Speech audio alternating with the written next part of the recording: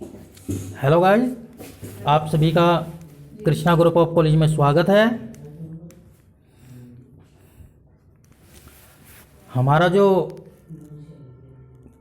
Krishna group of colleges हैं उनके अंतर्गत या उनमें हमारा बीएड पाठ्यक्रम भी संचालित है, जो आपके लिए शिक्षण का बहुत ही अच्छा संस्थान है।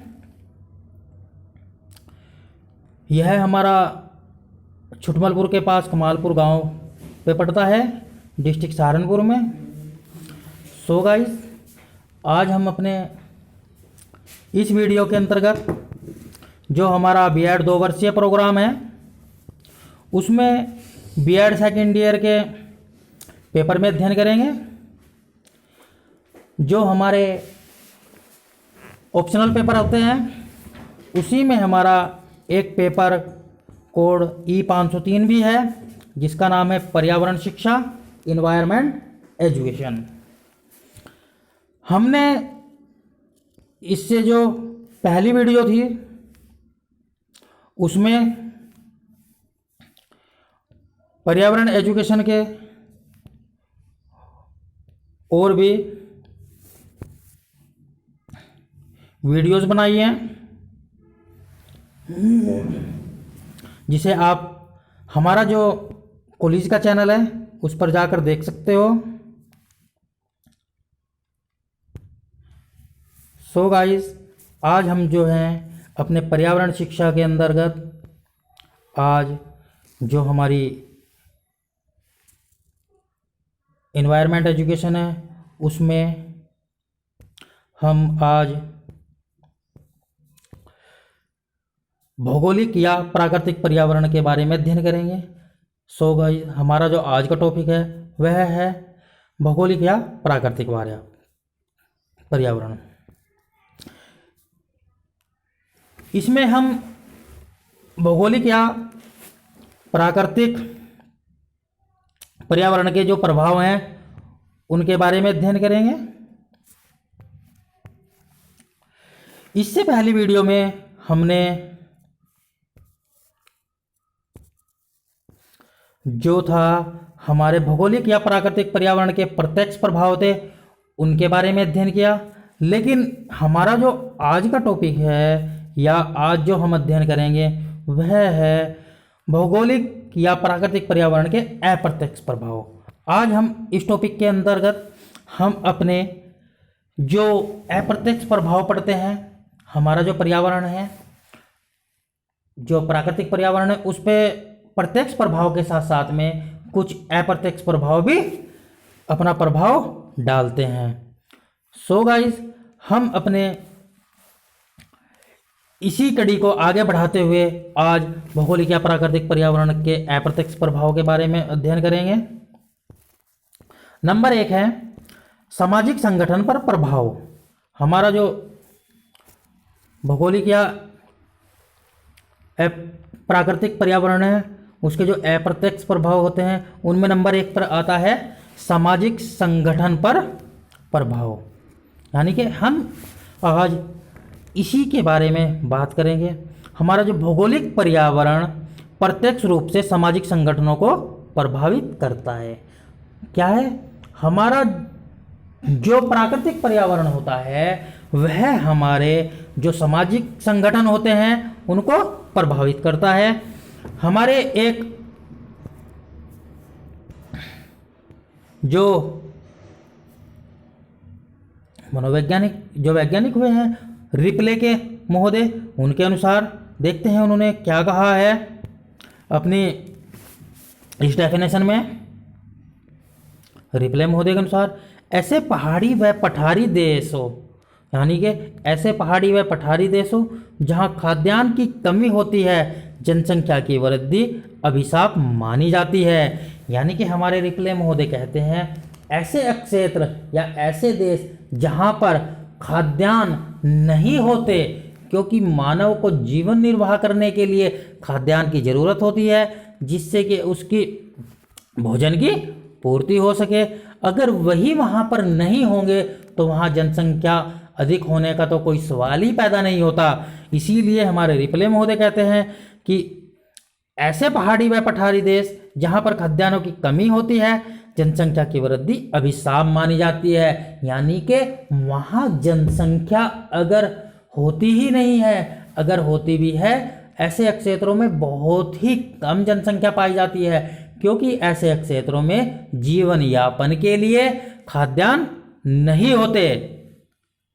जिनमें जनसंख्या में वृद्धि न हो,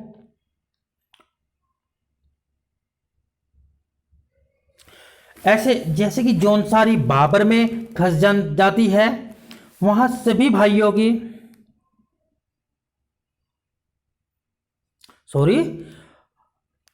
और ऐसी विवाह संस्थाएं स्थापित की जाती है। यानी कि ऐसे क्षेत्रों में जैसे कि पहाड़ी हो गए, पठारी हो गए, उनमें कुछ संस्थाएं होती है जो इस प्रकार कार्य करती है। यानी कि ऐसी विवाह संस्थाएं स्थापित की जाती है जिनमें जनसंख्या में वृद्धि न हो। यानी कि वहां पर बहुत कम जनसंख्या वृद्धि होती है। ऐसी ही एक जौनसार बाबर में, यानी कि जौनसार जो एरिया है वहां पर एक खस जनजाति रहती है, उनमें सभी भाइयों की एक ही पत्नी होती है। यानी कि अगर किसी परिवार में 4 भाई होते हैं तो उन चारों भाइयों की केवल एक ही पत्नी होती है, जिससे कि वहां पर जनसंख्या वृद्धि अधिक न हो पाए और जनसंख्या वृद्धि रुक जाती है। क्योंकि जब वहां पर 4 भाइयों की एक पत्नी होगी तो ये मान लीजिए कि एक भाई के भी 2 बच्चे होंगे और 4 भाइयों के भी 2 ही बच्चे होंगे। तो इसलिए ऐसे क्षेत्रों में इस प्रकार की संस्थाएं ऐसे काम करके कि 4 भाइयों की एक ही पत्नी या सभी भाइयों की एक ही पत्नी होती है, तो वहां जनसंख्या वृद्धि रुक जाती है।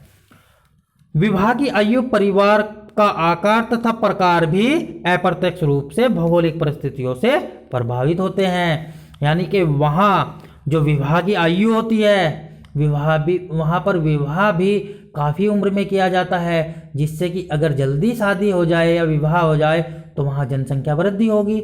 लेकिन जो पहाड़ी या पठारी क्षेत्र हैं वहाँ पर विवाह की आयु भी निर्धारित की जाती है और परिवार का आकार, जैसे ही विवाह की आयु निर्धारित हो जाएगी वहाँ पर इतनी जनसंख्या नहीं होगी, तो वहाँ जो परिवार होंगे वह भी सीमित परिवार होंगे, यानी कि छोटे परिवार होंगे।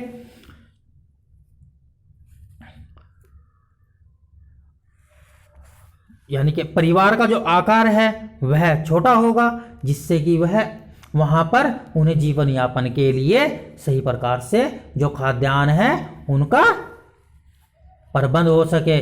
क्योंकि वहाँ खाद्यान्नों की कमी है, जिस कारण से वहाँ पर लोग यानी कि जीवन यापन करने में कठिनाई महसूस करते हैं। इसी प्रकार यानी कि जो हमारा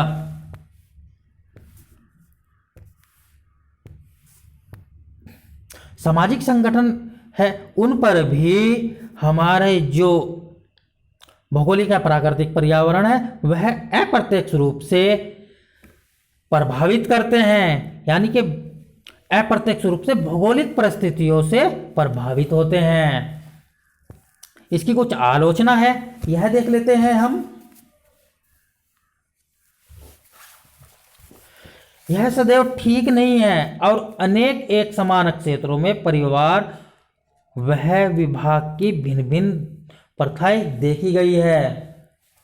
यानी कि हम ये नहीं कह सकते कि सभी क्षेत्रों में इस प्रकार की जो प्रथाएं हैं, संगठन हैं, वह लागू हैं। नहीं, वहाँ पर हमने यानी कि भिन्न भिन्न चीज़ें देखी जा सकती है। वहाँ की जो शादी विवाह की प्रथाएं हैं वह भी अलग अलग है। ये नहीं कि सभी के यहाँ यानी कि सभी जातीय धर्मों में कई भाइयों की एक ही पत्नी होती है। नहीं, ऐसा नहीं होता।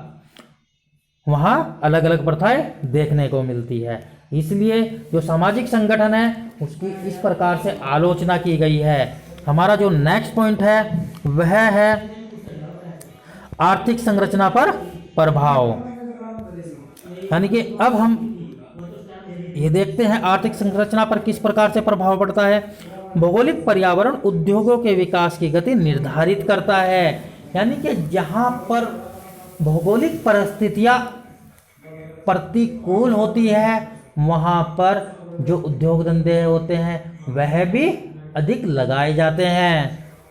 यदि खनिज पदार्थों की प्रचुरता है तो आर्थिक विकास अधिक होगा और लोगों का जीवन स्तर उच्च होगा। यानी कि ऐसे भौगोलिक क्षेत्र जहां पर खनिज पदार्थ बहुत ज़्यादा मात्रा में पाए जाते हैं तो ऐसे क्षेत्रों में वहाँ उद्योग धंधे अधिक लगाए जाते हैं और वहाँ का जो जीवन स्तर है वह भी उच्च होता है। यदि प्राकृतिक संसाधनों की कमी है तो आर्थिक विकास प्रभावित होता है और लोगों का जो रहन सहन होता है, उनका जो जीवन स्तर है वह भी निम्न कोटि का होगा।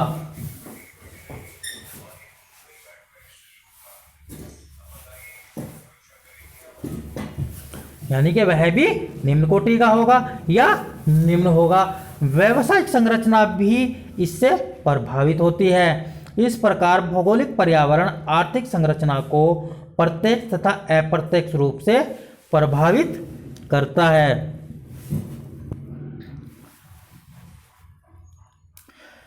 जैसे भूमध्य रेखीय प्रदेश में कच्चे मालों की प्रचुरता होते हुए भी तकनीकी एवं विज्ञान का विकास न हो पाने के कारण उद्योग धंधों की स्थापना नहीं हो पाई है। यानी कि हम ये कह सकते हैं कि हमारी जो भूमध्य रेखा है यानी कि 0 डिग्री अक्षांश रेखा है, उसके जो आसपास हम 0 डिग्री अक्षांश से 5 डिग्री उत्तर और 5 डिग्री दक्षिण को भूमध्य रेखा के क्षेत्र में मानते हैं। वहाँ पर जो खनिज पदार्थ है वह बहुत ही अधिक मात्रा में पाए जाते हैं, लेकिन वहाँ की जो भौगोलिक परिस्थितियाँ हैं वह अनुकूल नहीं है, क्योंकि वहाँ प्रतिदिन बारिश होती है, वहाँ की जो ज़मीन है वह दलदली है, सदाबहार वन पाए जाते हैं, इसलिए वहाँ की जो वहाँ विज्ञान एवं तकनीकी की कमी होने के कारण वहाँ उद्योग धंधों की स्थापना नहीं हो पाई है। इसकी भी कुछ आलोचना है, हम उसे भी देख लेते हैं। आर्थिक संरचना पर भौगोलिक पर्यावरण के प्रभाव के विपक्ष में समीक्षकों द्वारा यह तर्क दिया जाता है कि एक समान जलवायु में समान उद्योग धंधों का विकास नहीं हो पाता है। यानी कि हम ये कह सकते हैं कि जहाँ पर एक समान जलवायु हो, एक सा मौसम हो, तो वहाँ भी उद्योग धंधों का विकास नहीं हो सकता है। यानी कि ये मान लीजिए अगर हम अपने अंटार्कटिका वर्ग की बात करें 90 डिग्री अक्षांश की, वहाँ पर बर्फ़ ही बर्फ़ है, वहाँ पर 6 महीने दिन होती है, 6 महीने रात होती है, एक जैसा मौसम रहता है, लेकिन ऐसी जगह पर भी हम उद्योग धंधों की स्थापना नहीं कर पाते हैं। हमारा जो नेक्स्ट पॉइंट है वह है राजनीतिक संगठन। यानी कि हमारे जो भौगोलिक या प्राकृतिक पर्यावरण है वह हमारे अप्रत्यक्ष रूप से राजनीतिक संगठनों को भी प्रभावित करते हैं। राज्य तथा राजनीतिक संस्थाएं भी भौगोलिक परिस्थितियों द्वारा प्रभावित होती हैं। यानी कि हमारी जितनी भी राजनीतिक संस्थाएं हैं, राज्य संस्थाएं हैं, वह हमारी भौगोलिक परिस्थितियों से प्रभावित होती है, यानी कि वह उन पर भी प्रभाव डालते हैं। प्रतिकूल पर्यावरण में लोगों का जीवन घुमंतु होता है, यानी कि वहाँ के लोग घूमना फिरना ज़्यादा पसंद करते हैं और अस्थायी संगठनों का विकास नहीं हो पाता है, क्योंकि जब वह लोग एक स्थान पर अस्थायी रूप से रहते ही नहीं है, कल आज यहाँ तो कल वहाँ, इस प्रकार से घूमते फिरते रहते हैं, तो वहाँ किसी भी अस्थायी संगठन का विकास नहीं हो पाता है। इसी कारणों से के कारण और अनुकूल पर्यावरण आर्थिक विकास में सहायता प्रदान करता है, राजनीति को अस्थायी रूप प्रदान करता है और समानता पर आधारित प्रजातांत्रिक या साम्यवाद जैसी व्यवस्थाओं को विकसित करता है। यानी कि जहाँ पर पर्यावरण अनुकूल होगा वहाँ पर हमारे राजनीतिक जो संगठन है वह भी विकसित होते हैं, और जो समानता पर आधारित प्रजातंत्र है, साम्यवाद है, जैसी राजनीति विकसित की जा सकती है। लेकिन जहाँ पर ये सब चीज़ें प्रतिकूल नहीं है वहाँ पर इस प्रकार का कोई भी कार्य करना असंभव होता है। अब हमारा जो नेक्स्ट पॉइंट है हम उसके बारे में देखते हैं, इसकी कुछ आलोचना है उसे भी देखते हैं। इस प्रकार की भी आलोचना इस आधार पर की गई है कि समान भौगोलिक परिस्थितियों वाले देशों में एक समान राजनीतिक संगठन व सरकार नहीं है। यानी कि हम ये कह सकते हैं कि जहाँ पर समान भौगोलिक परिस्थितियां हैं, ऐसे देशों में जो सरकारें हैं या संगठन है वह एक समान नहीं होते हैं। एक ही देश में समय समय पर होने वाली राजनीतिक जो उथल पुथल होती है और सरकारों के स्वरूप में होने वाले जो हेर फेर होते हैं उनके प्रतीक हैं। यानी कि हम ये देख सकते हैं कि जब भी सरकारें बनती है तो उनमें बहुत सारी उथल पुथल होती है।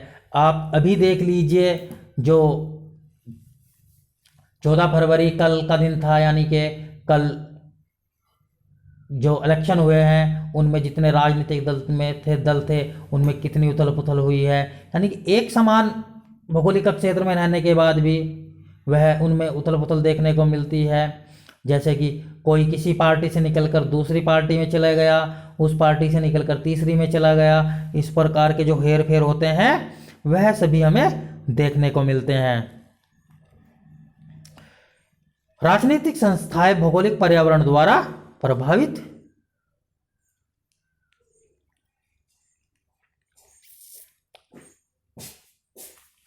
नहीं होती है।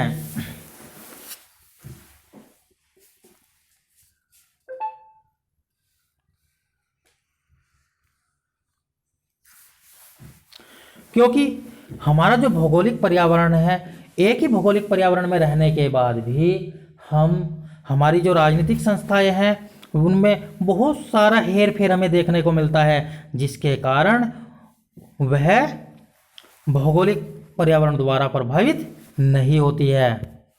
सो गाइस, हमारा जो नेक्स्ट पॉइंट है वह है धार्मिक जीवन पर प्रभाव। धर्म प्रत्येक समाज का एक महत्वपूर्ण अंग है। यानी कि हम ये कह सकते हैं कि किसी भी धर्म जाति के लोग हों वह अपने समाज में बहुत महत्वपूर्ण स्थान रखते हैं। भौगोलिक निश्चयवादी इस बात पर बल देते हैं कि भौगोलिक पर्यावरण अथवा प्राकृतिक शक्तियां धर्म के विकास को प्रभावित करती है।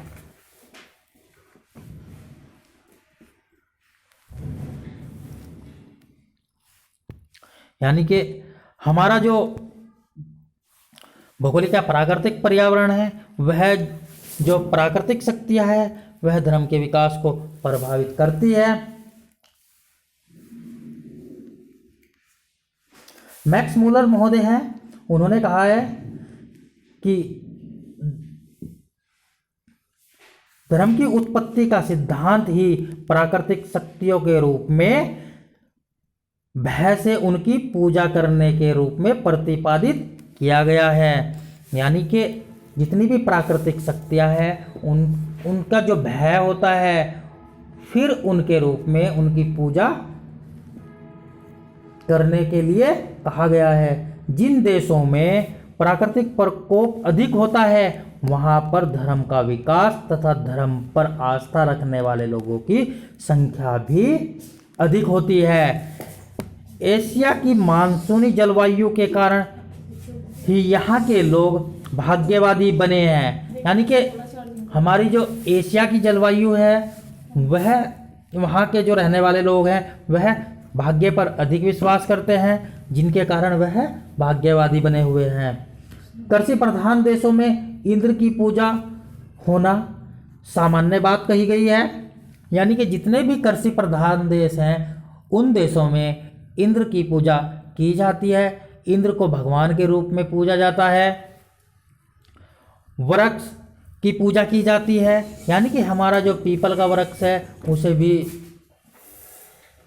उच्च स्थान दिया गया है। गंगा को माता कहा जाता है, गंगा मैया कहा जाता है, यानी कि हमारा जो देश है वहाँ पर गंगा, वनों को, नदियों को भी धर्म से जोड़कर उनकी पूजा की जाती है।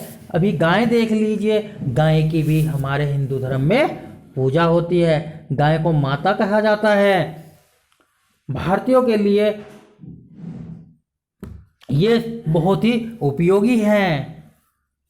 अच्छा, यह सब पूजनीय होते हैं, यानी कि जो इस प्रकार के चीज़ें हैं भारत में वह सब पूजनीय हैं। इसकी कुछ आलोचना है, हम देख लेते हैं।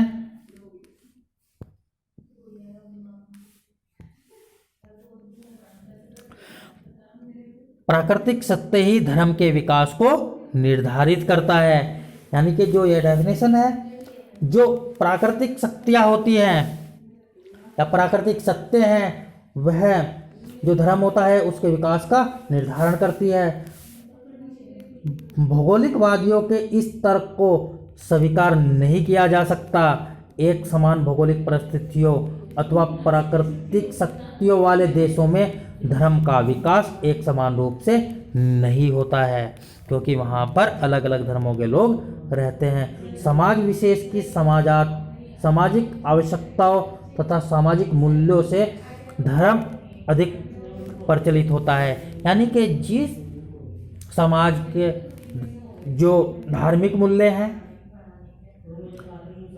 सामाजिक मूल्य हैं अधिक होंगे तो वहाँ पर धर्म का प्रचार अधिक होगा।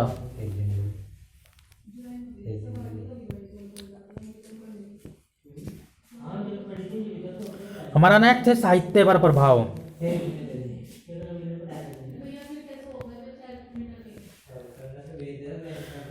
साहित्य पर भी भौगोलिक पर्यावरण का प्रभाव पड़ता है।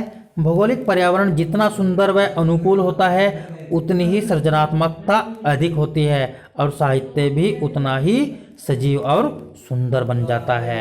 यानी कि हमारा जो साहित्य है उस पर भी भौगोलिक पर्यावरण का या प्राकृतिक पर्यावरण का बहुत ही अधिक प्रभाव पड़ता है, क्योंकि जितना अच्छा वहाँ का वातावरण होगा, वहाँ का जो पर्यावरण सुंदर होगा, उसकी जो सृजनात्मकता है अधिक होती है और साहित्य पर उतना ही यानी कि गहरा प्रभाव पड़ता है। यानी कि जो साहित्य वहाँ पर उस वातावरण के अंदर लिखा जाता है वह एक किस्म से सजीव नज़र आता है, यानी कि ये सब चीज़ें रियलिटी में हो रही है। यानी कि वहाँ का जो साहित्य है वह और भी सुंदर बन जाता है, सजीव बन जाता है। इसकी भी कुछ आलोचना है, देखते हैं। साहित्य कुछ सीमा तक अप्रत्यक्ष रूप से भौगोलिक पर्यावरण से प्रभावित होता है, तथापि समान परिस्थितियों वाले समाजों में साहित्य का जो विकास होता है वह समान रूप से नहीं होता है। साहित्य के विकास में समाज के सामाजिक आर्थिक दशाओं का साहित्य के विकास पर गहरा प्रभाव पड़ता है। जो समाज की आर्थिक दशाएं होती हैं, उनका जो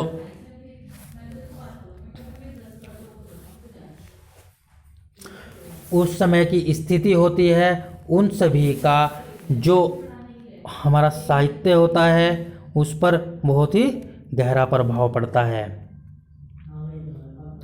हमारा नेक्स्ट पॉइंट है कला पर प्रभाव।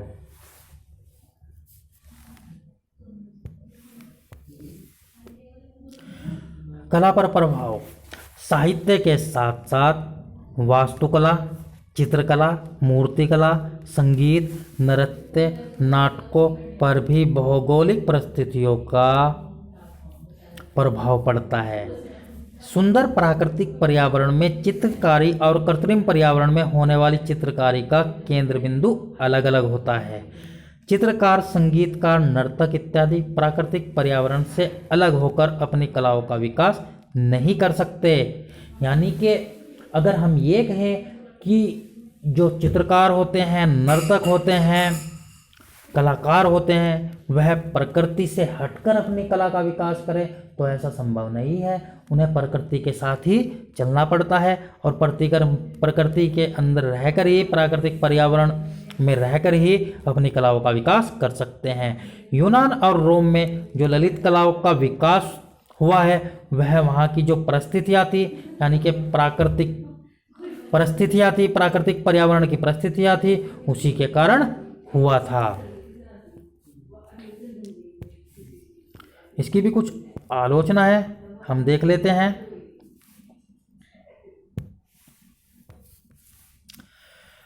आज कला का विकास भौगोलिक परिस्थितियों से प्रभावित नहीं है, क्योंकि यातायात व संचार साधनों के विकास से इसमें अंतर्राष्ट्रीय आयाम जुड़ गया है। यानी कि आज हम कुछ समय में ही एक स्थान से दूसरे स्थान पर आराम से जा सकते हैं, अंतर्राष्ट्रीय यात्रा कर सकते हैं। आज हमने कुछ कला के जो स्टंट हैं यहाँ पे किए और कुछ हमने दूसरे देश में जाके किए, क्योंकि हमारी जो यातायात व संचार के साधन हैं उनके माध्यम से हमारा यह काम आसान हो गया है, क्योंकि यह हमारे इस काम में बहुत ही सहायता करते हैं तथा यह किसी एक देश की संपत्ति नहीं रहा है। पहले क्या था कि कहीं किसी चीज़ की कला हो रही थी, यानी कि कला नर्तक थे या संगीतकार थे, वह अपने देश के लिए ही करते थे और वह उस देश की संपत्ति हो जाती थी। लेकिन आज के समय में ऐसा नहीं है, क्योंकि यातायात के व संचार के साधनों के द्वारा वह अपनी जो उनके अंदर प्रतिभाएं हैं वह कहीं भी जाकर प्रदर्शित कर सकते हैं।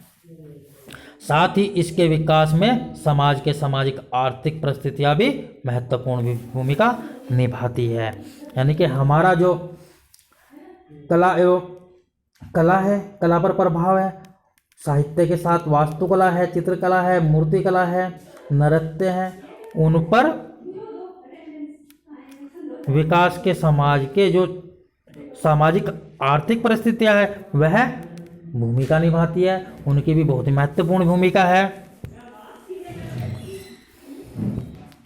सो गाइस, हमने आज की अपनी इस वीडियो के अंदर पर्यावरण के, यानी कि भौगोलिक या प्राकृतिक पर्यावरण के अप्रत्यक्ष प्रभाव का अध्ययन किया।